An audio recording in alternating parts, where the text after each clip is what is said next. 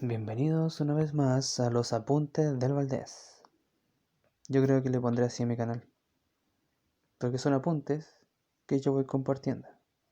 Entonces, seguimos viendo este pequeño estudio o esta pequeña meditación en segunda de Pedro, capítulo 1, versículo 4. Nos toca hoy, por medio de las cuales nos has dado preciosas y grandísimas promesas para que por ellas llegásemos a ser participantes de la naturaleza divina, habiendo huido de la corrupción que hay en el mundo a causa de la concupiscencia. Y nuestros tres temas están ahí, pero hoy vamos a ver la naturaleza divina o vamos a tratar de ver algunas características de esto.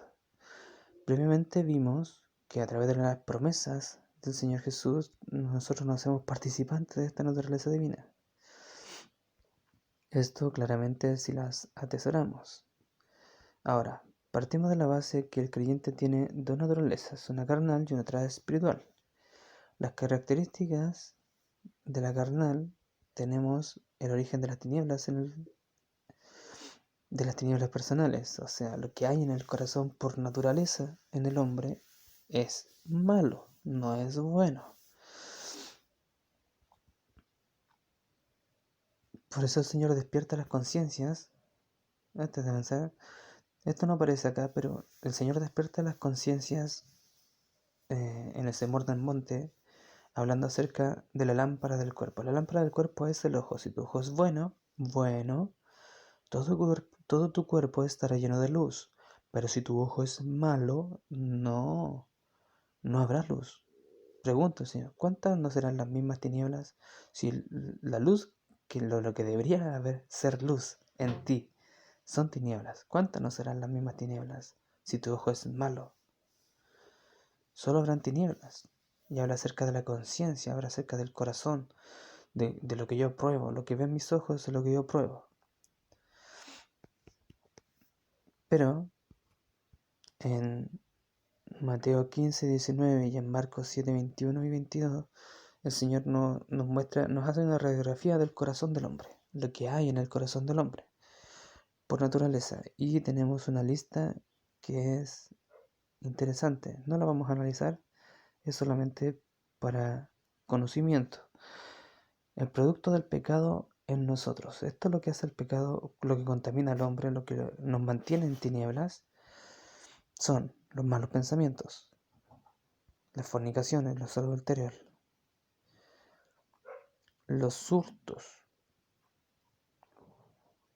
los falsos testimonios, las blasfemias, las avaricias, las maldades, el orgullo, la lascivia, envidia, maledicencia, soberbia, insensatez. Estas cosas aparecen en las dos listas. Y el apóstol Pablo nos refuerza esta idea en Gálatas 5:19, hablando acerca de las obras de la carne. Son manifiestas son las obras de la carne, que son adulterio, fornicación, inmundicia, lascivia, idolatría, hechicerías, enemistades, pleitos, celos, iras, contiendas, disensiones, herejías, envidias, homicidios, borracheras, orgías y cosas semejantes a estas. O sea, todo lo que se mencionó el Señor como cosas que el hombre hace por naturaleza, el apóstol Pablo lo refuerza, agregando varias más, pues está hablando a los creyentes, está hablando a una iglesia. Estas cosas no pueden haber en el creyente que ya ha recibido el Señor, no pueden aparecer ni se pueden mostrar, porque el creyente ya se supone que las desechó. Ahora, si lo analizamos, una manera de hacerlo es a través de los ámbitos en los que nos afecta, el ámbito personal, que nacen esta adulterio y fornicación. Todas estas cosas aparecen y nacen desde la codicia del corazón del hombre. Luego tenemos el tratar de dominar a otros, hechicerías, enemistades, pleitos, celos, iras, contiendas, disensiones, herejías y envidias. Todo esto tiene que ver con el control de otros, con mi deseo de ponerme encima de otros, lo que es un error.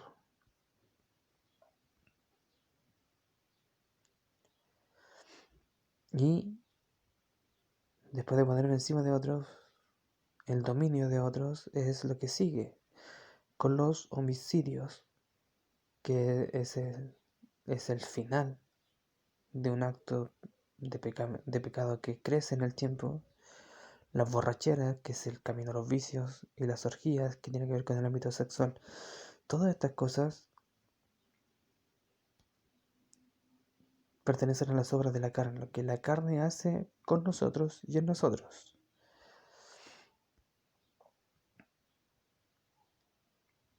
Y uno leyendo aparece en 1 Corintios 15, antes de revelar aquel misterio, nos aparece una pequeña meditación del apóstol Pablo en medio de este tema acerca de lo terrenal. Tales los terrenales, así como es el terrenal, hablando acerca de Adán, después acerca de Abraham, así también los terrenales. Y como es el celestial, hablando acerca del Señor Jesús, tales también los celestiales. Hablando acerca de aquellos que han recibido al Señor lo que deberían ser. Pero en esta lucha entre la carne y el espíritu que yace en nosotros, que se ejerce cada día en nosotros, con nuestras elecciones, con lo que probamos, o qué tan cerca estamos del Señor y de su palabra, es que esta elección se hace cada vez más clara. Se hace claramente visible nuestra elección. Y es interesante, pues tenemos que considerar todos los aspectos para poder hacer la diferencia. Ya vimos lo que era la carne.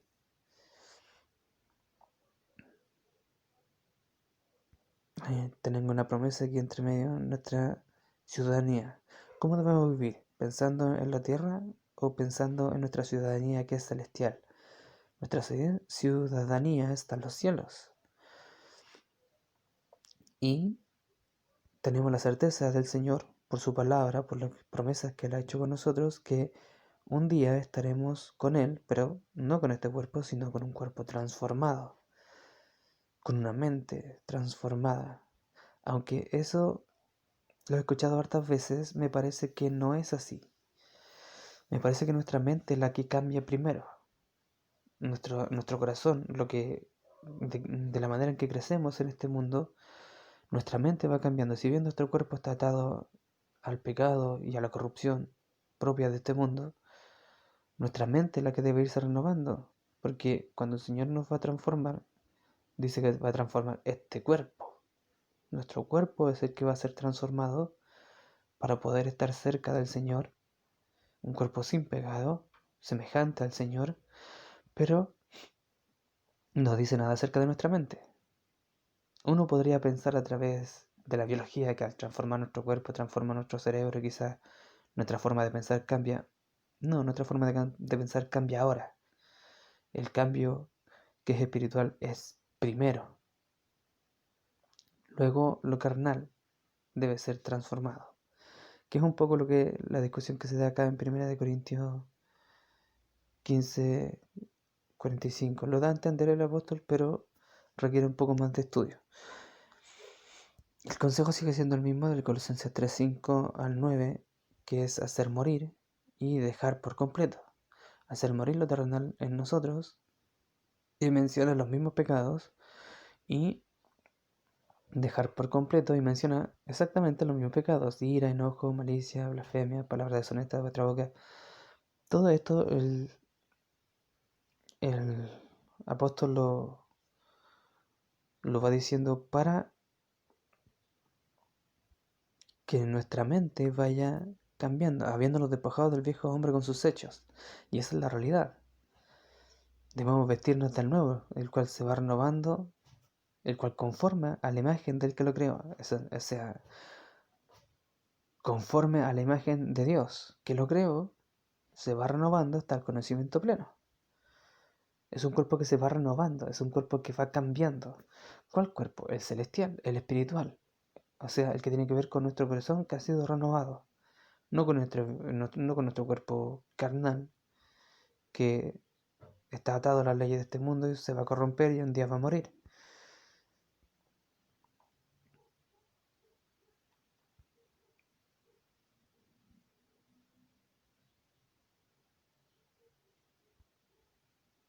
Ahora, el atesorar la palabra de Dios, en la reflexión mía después de ver estas condiciones y a lo que nos llama el Señor, atesorar la palabra de Dios nos acerca más y más a la naturaleza divina, nos acerca más y más a ser lo que Dios quiere que seamos, sus hijos, y las características que tiene el ser llamado sus hijos.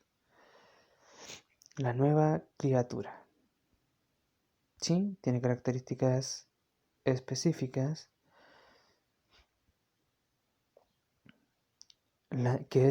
que son la base de nuestra nueva naturaleza. Una nueva actitud, una elección diaria y una nueva vida de estilo, sistema y propósito. Comienza con este versículo, 2 Corintios 5:17. Los que son de Cristo, nueva criatura son. Las cosas viejas pasaron, son todas hechas nuevas. Todas las cosas son hechas nuevas. Y esto es interesante porque el que las hace nuevas es el Señor. Nosotros tenemos que ir apropiándonos de todas esas cosas nuevas que el Señor ha hecho en nosotros. Y ahí es donde viene nuestra parte, lo que debemos hacer. Como leíamos al principio, las promesas cumplen una función bastante particular en nosotros, que nos hacen conscientes de cuánto nos ama el Señor, de lo que el Señor quiere de nosotros, pues muchas de esas promesas, como veremos más adelante, son condicionadas. No es que sea tácito,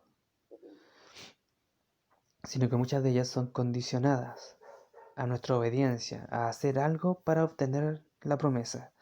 Otras que debemos solo esperar, que han sido dadas por gracia, que así como fueron dichas, así van a ser. Pero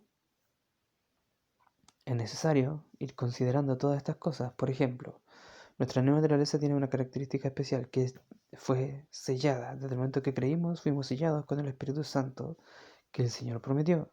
Una de las promesas del Señor que cumplió, que están cumplidas en la palabra de Dios.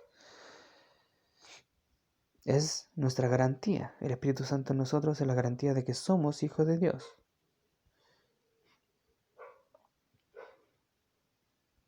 ¿Cómo nos debe impactar el fruto del Espíritu en nosotros?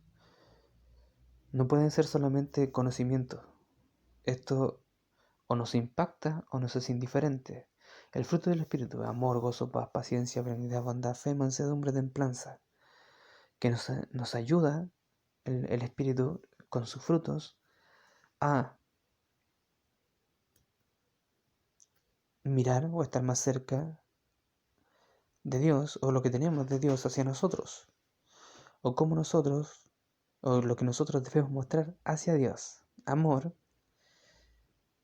que es lo primero, todo este hecho, todo este sacrificio que hizo nuestro Salvador es por amor. Entonces, nuestra reciprocidad, nuestra mano de vuelta, debe ser amor. No puede ser otra cosa, el Señor no espera menos. Gozo, claro que sí. ¿Cuánto gozo nos da el ser hechos libres, el ser hechos una nueva criatura, el ser hechos hijos de Dios, el ser llamados hijos de Dios? Eso debe producir un gozo constante que es de gratitud hacia Dios. Y la paz, que tiene que ver con la confianza que nosotros ponemos en Dios.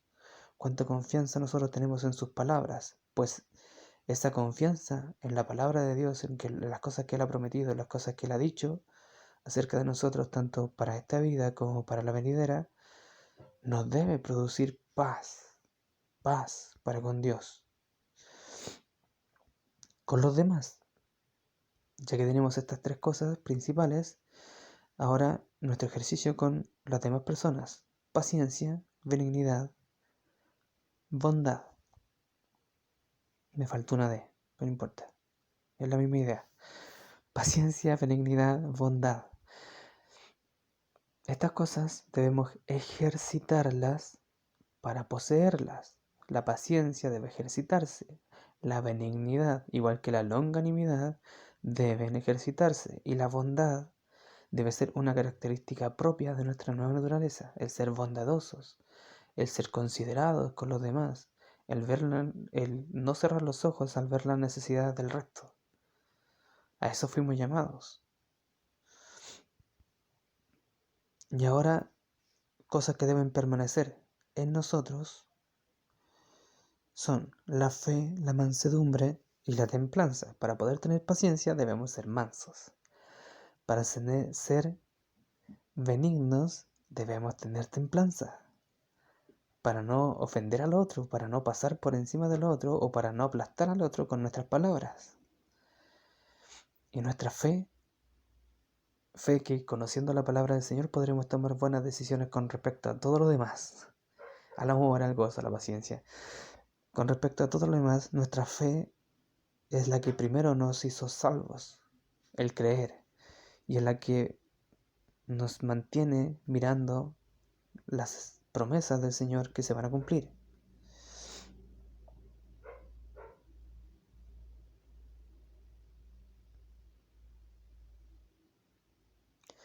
Y claramente al conocer todas estas características implica necesariamente poner la mirada, poner la vista en estas cosas que son parte de la realidad de nuestra nueva vida. Es una nueva vida, que no se nos puede olvidar que es una nueva vida. Somos hijos de Dios y debemos vivir como hijos de Dios. Y parece redundante, pero si miramos en los pasajes que hemos visto acerca del Espíritu Santo, vemos que andar en el Espíritu es algo que es imprescindible. No podemos no andar en el Espíritu, no podemos andar como se nos ocurrió. Es una elección diaria. Gálatas 5:16 es una elección que hacemos cada día. Andad en el Espíritu, dice 5:16, y no satisfagáis los deseos de la carne. O sea, o satisfago los deseos de la carne o ando en el Espíritu. No nos dejamos influenciar. No hay condenación. Y Romanos 8, que es el capítulo acerca del Espíritu y la carne, comienza diciendo que no hay, ahora pues, ninguna condenación hay para los que están en Cristo Jesús, los que no andan conforme a la carne, sino conforme al Espíritu. Y menciona todas las características. Una de las afirmaciones que hay ahí en este capítulo, que queda de tarea para el que lo quiera leer, es que si yo ando en la carne, busco la muerte o muero para Dios. Mas si ando en el Espíritu que me dio vida, me presenta vivo delante de Dios. Y es una idea bastante alentadora, porque quiere decir que depende de mí el estar siempre vivo delante de Dios, y presentarme como vivo y no como vivo de entre los muertos y no como muerto. Y no ser un muerto más entre los muertos, no andar conforme a la carne. Porque la carne es muerte, es lo que produce el pecado en nosotros. Pero si andamos en el Espíritu y escogemos cada día andar en el Espíritu, viviremos. Y la vida que Dios nos da se va a hacer manifiesta en nosotros a través del mismo Espíritu Santo que mora en nosotros, que es otra realidad que muchas veces ignoramos o la pasamos por alto. Hijos de Dios es lo que somos. Nos dejamos guiar por el Espíritu. Y esta es otra afirmación que aparece en Romanos 14, que dice, en Romanos 8. Romanos 8:14 dice que aquellos que son guiados por el Espíritu Santo de Dios, estos son hijos de Dios. Porque los que son carnales o los que son de la carne no pueden ver al Espíritu Santo, ni tampoco le oyen ni la conocen. Pero nosotros sí le conocemos y le vemos. Son dos características que están en el creyente. Nos dejamos guiar por el Espíritu Santo. Los antiguos se dejaban guiar. Felipe se dejó guiar. Fue llevado al desierto por el Espíritu Santo. Fue arrebatado del desierto a otra ciudad para que predicara el Evangelio por el Espíritu Santo. Entonces, si ignoramos estas cosas, ¿podríamos siquiera entender qué significa andar en el Espíritu? Es la persona de Dios, la persona divina de Dios en nosotros. Si somos guiados por Él, entonces sí somos hijos de Dios. También implica andar como hijos de Dios. Efesios 5:8.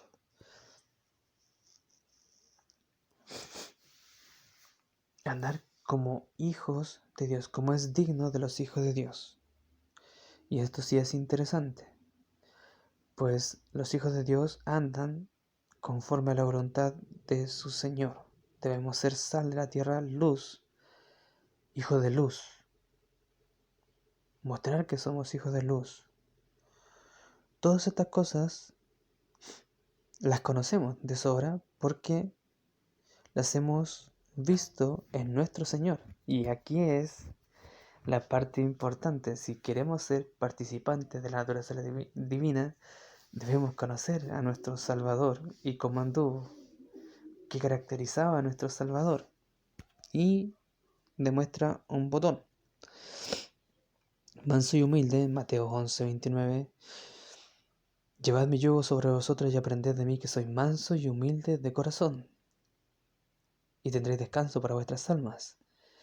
El Señor nos enseña que debemos ser mansos, nos pone el ejemplo.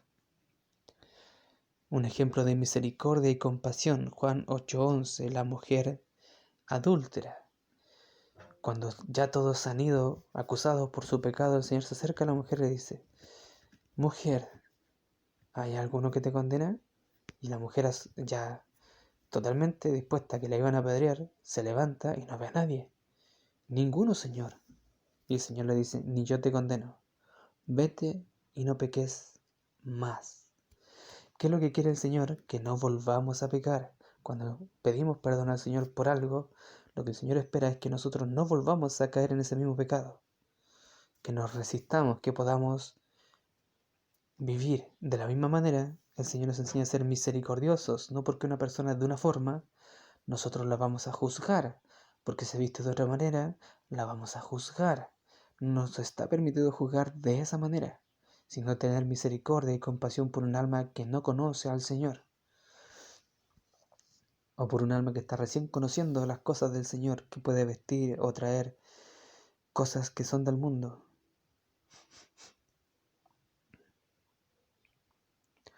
Nuestro Señor fue benigno. Lo veíamos en las características del Espíritu Santo. Fue benigno con la mujer cananea. La mujer cananea rogaba por su hija para que el Señor la sanara, y el Señor le responde: no he venido sino a salvar a los hijos de la casa de Israel. Y el Señor le insta a la mujer y trata de hacerla entender que no había venido por ellos. Una mujer cananea, una mujer que no estaba ni cerca de ser del pueblo de Israel, ni prosélito ni nada. Ella era cananea, tenía sus dioses y todo lo demás, pero conoció al Señor y supo del Señor y fue a la presencia del Señor para que el Señor, sabiendo que Él podía salvarla, la sanara. Y ella le muestra su fe diciendo: aún los perrillos comen de las migajas que caen de la mesa de sus amos, humillándose delante del Señor.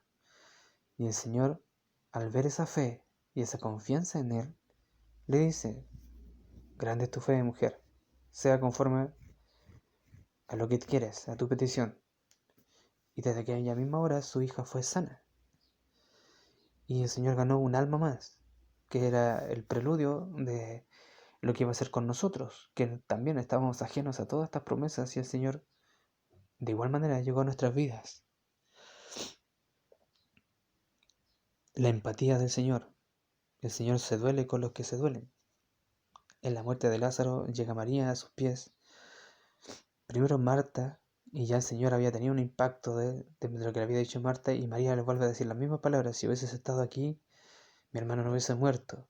Y ella llorando, y los que la acompañaban llorando, el Señor se conmovió en el espíritu y le preguntó dónde le tenían.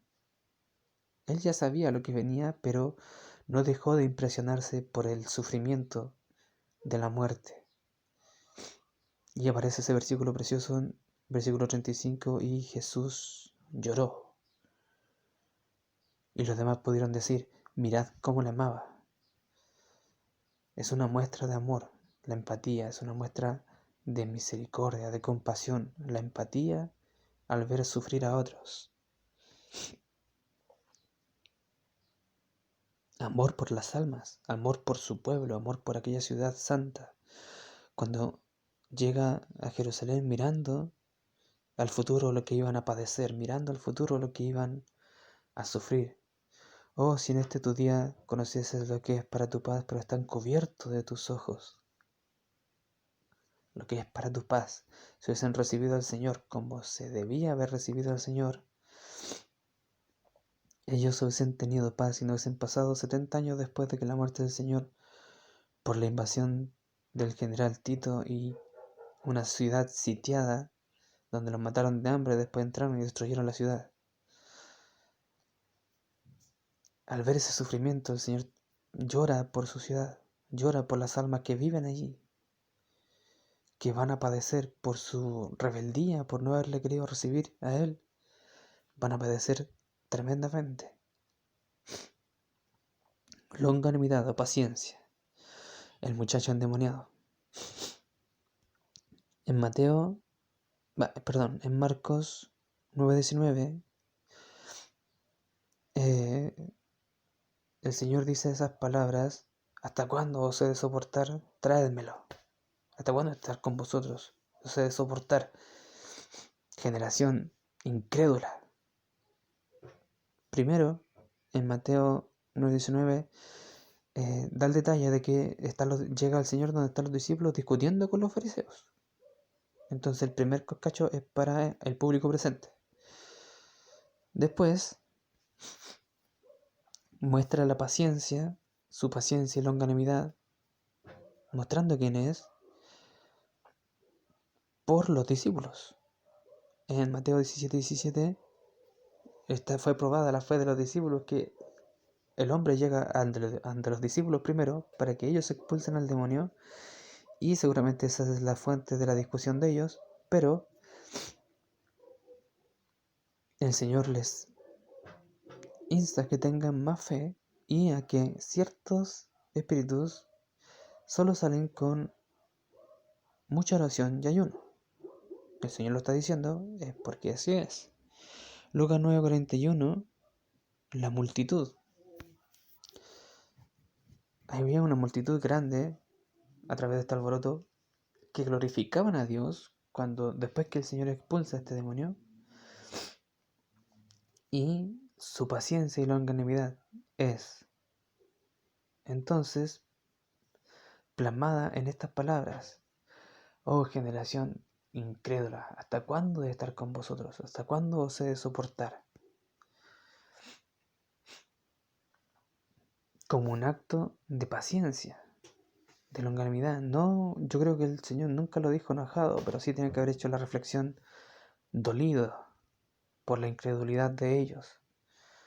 Y primero a los fariseos, a los discípulos, al Padre, en Mateo, al Padre, que pide. El Señor le dice: si tuvieseis fe,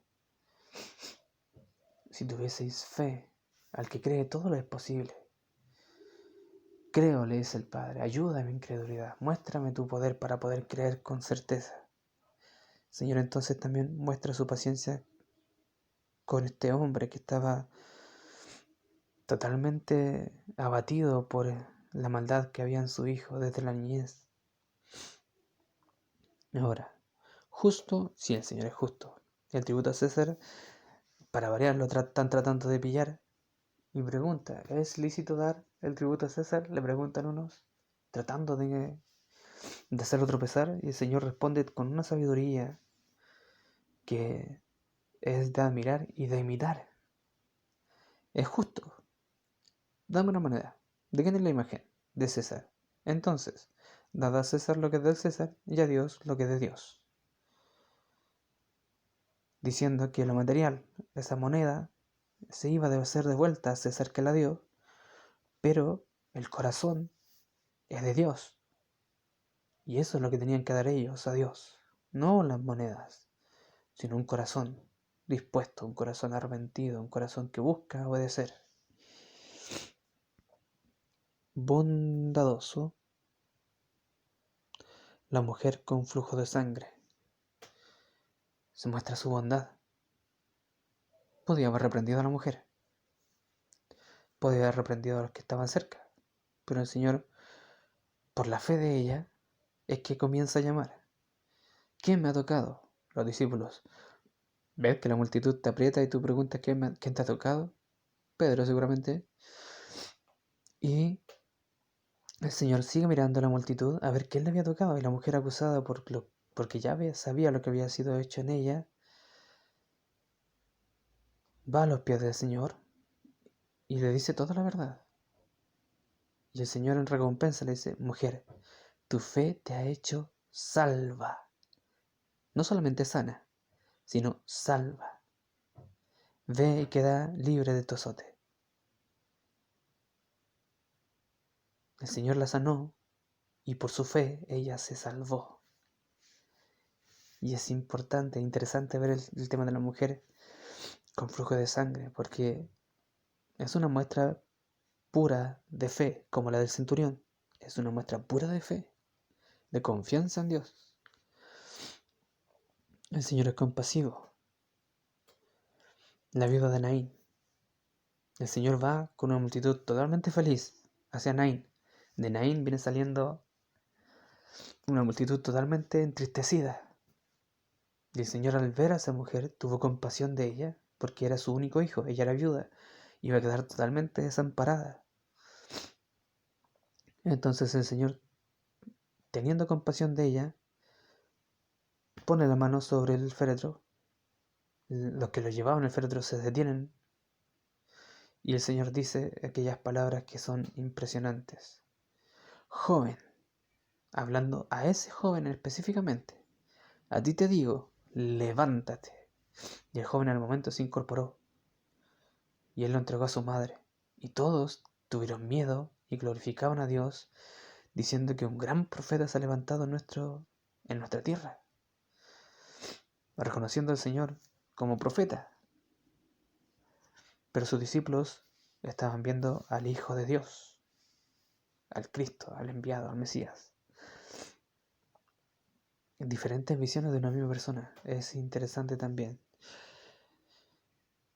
Pero después de esto solo hay dos conclusiones posibles, pensaba yo en mi meditación. Usted puede que tenga más y sería enriquecedor compartirlas, pero después de esto a mí me quedan solo dos conclusiones posibles. Debemos andar como Él anduvo, 1 de Juan 2:6, para ser participantes de esta naturaleza divina, no solamente ya por las promesas, sino por esta nueva vida que hay que hacer crecer en nosotros. Hay que hacernos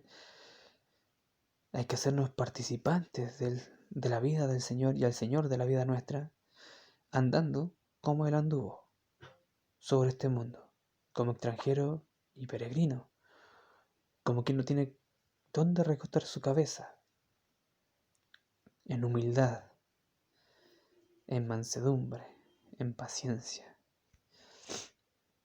Debemos andar, si permanecemos en Él, dice Juan, debemos andar. Si decimos que permanecemos en Él, debemos andar como Él anduvo. Permanecer en Él implica guardar sus mandamientos. Como dice en Juan, si me amáis, guardad mis mandamientos. Y permaneceréis en mi amor, así como yo he guardado los mandamientos de mi Padre y permanezco en su amor.